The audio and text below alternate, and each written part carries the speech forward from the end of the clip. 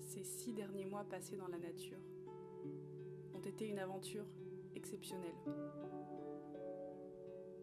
J'ai d'abord vécu dans une maison isolée de tout, à la campagne, dans ce petit chalet très rustique où j'ai pu expérimenter la vie isolée et où j'ai pu expérimenter aussi un petit bout de l'hiver, à devoir me chauffer, couper mon bois, à vivre plus en autonomie, à devoir m'occuper du jardin aussi au retour des beaux jours. Et cette expérience m'a beaucoup formée.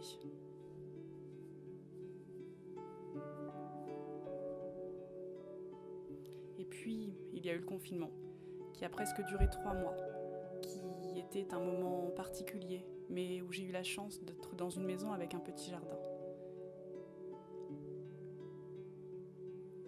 Et puis est arrivé l'été, ce délicieux été que j'ai savouré, où j'ai profité au maximum, où j'ai retrouvé cette nature qui m'avait tant manqué. Je partais des journées entières explorer, découvrir, regarder, prendre le temps de la regarder et de passer du temps lentement dans la nature, à profiter de chaque instant et à vivre pleinement tous ces moments avec elle.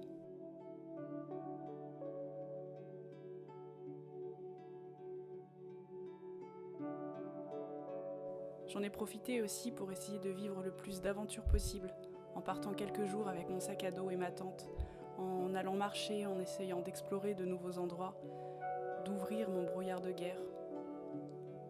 Ah, qu'est-ce que j'aime camper! Ce sont toujours des instants que j'apprécie énormément. On s'endort et on se réveille dans la nature. On profite de la lumière jusqu'au dernier instant. Et puis, j'ai observé le plus possible le monde aussi qui m'entoure. J'ai profité de tous ces instants à m'émerveiller du monde, de la nature, des insectes, des animaux. C'était un été rempli d'expérimentation et je m'en sens très reconnaissante. J'ai aussi fait beaucoup de bêtises et j'ai beaucoup rigolé et j'en garde de délicieux souvenirs. Mais maintenant, je suis de retour à Paris.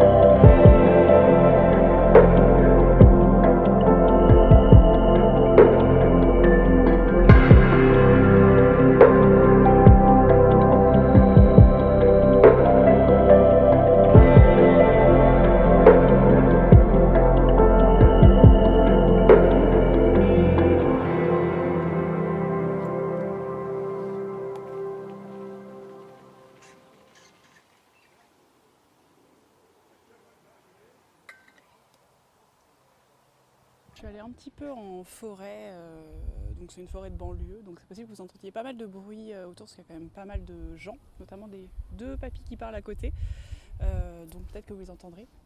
Mais ça pour moi c'est hyper important quand je suis de retour à Paris, c'est vraiment dès que je peux d'aller en forêt, d'aller partout. En banlieue il y a énormément de trucs à faire, énormément de choses à voir. Enfin, c'est quand même, mine de rien, la banlieue, il y a quand même pas mal d'espace naturel. Donc dès que je peux, hop, je pars m'aérer un peu l'esprit. Et là, ça fait quand même presque 6 mois que j'étais pas revenue dans mon appartement. Enfin, je revenais toujours, mais pour dormir 2-3 nuits, enfin vraiment rapidement. Alors que là, je suis vraiment retournée à Paris. C'était pas arrivé depuis 6 mois. Fort heureusement, je repars bientôt, mais c'est vrai que là, je vais être à Paris pour quasiment 3 semaines. Donc c'est genre, ça fait longtemps que ça m'était pas arrivé. En plus, c'est à la fin de l'été et généralement, tous les ans, moi, du mois de mai à fin octobre, je suis pas à Paris. J'en profite toujours pour partir un peu partout. Et là, j'ai passé toute ma fin du mois d'octobre à Paris, donc c'est très très bizarre, très perturbant, d'autant plus que j'avais pris l'habitude de vivre dans la nature, parce que il y a eu la maison dans la campagne, il y a eu le confinement où j'étais pas vraiment dans la nature, mais j'étais quand même dans la maison de mes grands-parents avec un jardin, enfin voilà, j'étais pas à Paris même, j'étais en banlieue, enfin c'était beaucoup plus agréable. Après il y a eu l'été, j'ai fait plein de choses, donc voilà, donc là ce retour à Paris c'est un petit peu étrange. Et c'est vrai que après je suis toujours très très contente de retrouver mon appart, parce que mon appartement je m'y sens très très bien. Après c'est tout ce qu'il y a autour. Vraiment ce que j'arrête pas de dire, moi c'est en fait il me faudrait juste, mon appartement me suffit amplement, ce qui me manque juste c'est la nature autour. Donc je voudrais prendre mon appart et le mettre dans un champ ou dans une forêt et c'est bon, je serais heureuse. Malheureusement c'est pas possible, donc c'est pour ça que je cherchais un peu une micro-maison. Enfin voilà, j'étais pendant longtemps à la recherche de tiny, après de petites maisons. Enfin voilà, mon projet de déménagement est en constante évolution, il a encore beaucoup évolué, il y a beaucoup de choses qui se passent là pour la fin d'année et tout, donc c'est chouette. Mais bon, je vais pas me perdre, je voulais surtout vous parler en fait de comment je fais moi pour un peu survivre à Paris quand on est un peu une personne très sensible, qui est très très amoureuse de la nature et qui a besoin de ça un peu pour se sentir bien. Comment est-ce qu'on fait pour se faire un quotidien et réussir à survivre un peu. Et c'est vrai que moi ça fait quand même, mine de rien, ça fait presque 10 ans que je suis à Paris maintenant. Et au bout de ces 10 ans, même si j'ai beaucoup changé, je pense, ces 5 dernières années, j'ai réussi à me créer un quotidien qui me ressemble quand même. Même si je suis en ville, j'ai réussi à trouver des petites choses qui font que j'arrive à me sentir bien, je fais au maximum du zéro déchet, je vis très lentement, j'ai fait plein de vidéos qui parlaient de ça, je suis tout le temps dans la nature, j'ai un mode de vie qui pourrait être assez atypique ou voire même un peu marginal quand on est à Paris.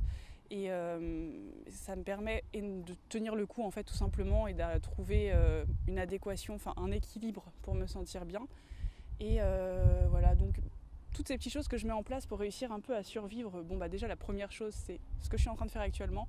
Dès que je peux, dès que j'ai le temps, tout le temps, on va dire tout le temps, je prends le train, je vais marcher, je vais en nature. Il y a énormément de forêts en Ile-de-France, énormément de parcs naturels, il y a plein d'endroits, vraiment beaucoup beaucoup de choses à faire. Je vous tapez ou faire de la randonnée au bord de Paris, il y a plein de choses, parcs naturels au bord de Paris, vous trouverez sur internet, c'est une mine d'or, vraiment. Mine de rien, l'Île-de-France est encore un peu préservée dans certains endroits.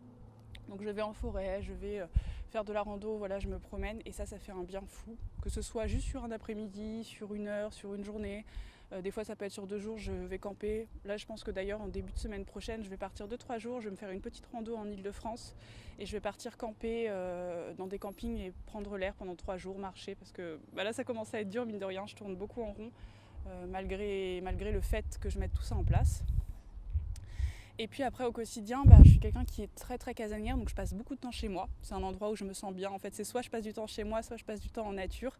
Et chez moi, je fais de la broderie, je peins, je prends le temps de méditer, je fais du sport aussi. Je fais aussi beaucoup de sport en nature, je fais du paddle, du vélo, de la randonnée. Voilà, je passe beaucoup de temps à faire des activités qui sont des activités lentes, des activités qui procurent du bien-être, qui détendent et qui sont créatives. Ça, c'est très très important pour moi.